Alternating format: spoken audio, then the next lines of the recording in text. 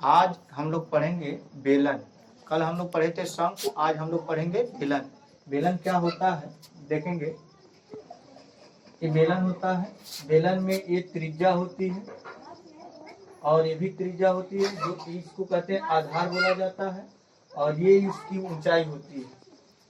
अब देखेंगे बेलन में, बेलन के सूत्र क्या होते हैं। बेलन का वक्रपृष्ठ होता है 2πr इंटू एच। इस भाग को वक्रपृष्ठ बोला जाता है, इस भाग को हम लोग वक्रपृष्ठ बोलते हैं।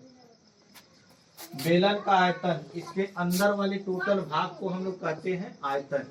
इसका सूत्र होता है πr स्क्वायर इंटू एच। बेलन का संपूर्ण पृष्ठ होता है, देखेंगे बेलन का संपूर्ण पृष्ठ होता है 2πr कोष्टक में h प्लस r।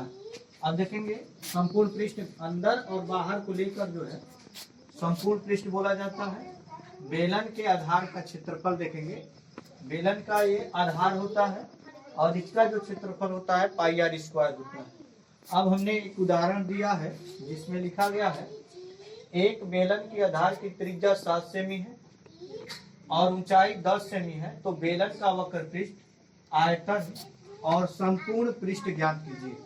तो जब हम लगाएंगे सवाल, तो बेलन की त्रिज्या दिया है r बराबर 7 सेमी, ऊंचाई दिया है 10 सेमी, तो बेलन का वक्रपृष्ठ निकालेंगे तो 2πr इंटू एच देखेंगे, 2 गुणे पाई का मान 22/7 होता है और r का मान 7 दिया है और ऊंचाई दिया है 10 सेमी। देखेंगे 7 से 7 क्या हो रहा है, कट जा रहा है, यहाँ 7 से 7 कट जा रहा है और 22 में 2 का गुणा करेंगे 44 गुणे 10, टोटल हो रहा है 440 सेमी स्क्वायर हो रहा है। यानी मात्रक जब भी लिखेंगे तो सेमी में सेमी का गुणा करेंगे तो सेमी स्क्वायर हो जाएगा। जब बेलन का आयतन निकालेंगे तो इसका सूत्र होता है πr स्क्वायर इंटू एच। अब देखेंगे पाई का मान होता है 22/7, r देखेंगे यहाँ स्क्वायर है इसलिए r का मान 2 बार रखेंगे, 7 गुणे 7 और ऊंचाई दिया है 10, तो यहाँ लिख देंगे 10।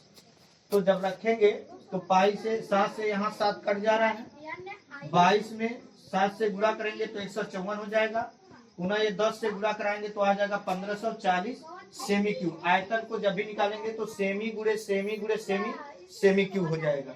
यानी आयतन का जो मात्रक होता है वो सेमी क्यूब में लिखा जाता है और बेलन का जो मात्रक होता है वो सेमी स्क्वायर में लिखा जाता है। अब आ जाएंगे बेलन का संपूर्ण पृष्ठ निकालेंगे। बेलन का जो संपूर्ण पृष्ठ होता है वो होता है सूत्र 2πr कोष्टक में h प्लस r। तो देखेंगे 2 गुणे पाई का मान होता है 22/7 और r का मान दिया हुआ है 7 और देखेंगे कोष्टक में h 10 प्लस 7 लिखा गया है, यानी h का मान 10 है और r का मान 7 है।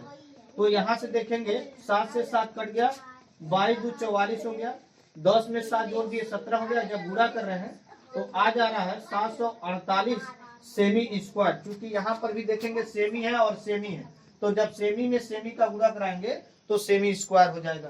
इस तरह से हम बेलन का ये सूत्र पर आधारित क्वेश्चन लिखा गया है और आपको उम्मीद होगा कि यह आपको इस तरह के सवाल को आप कर सकते हैं।